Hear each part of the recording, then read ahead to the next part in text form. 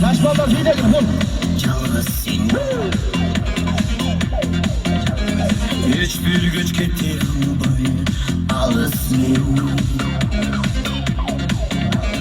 Tehlikeli hiç kim yok mu? Çeşmelayı.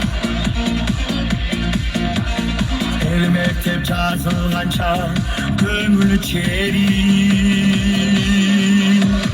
Sen etmedi canımdan, sen etmedi.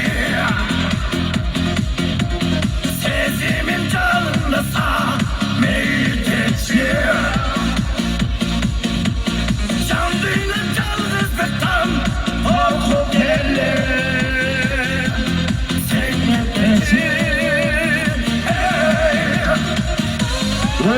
Madaş. Madaş. Götür kolunu götürün kardeşim.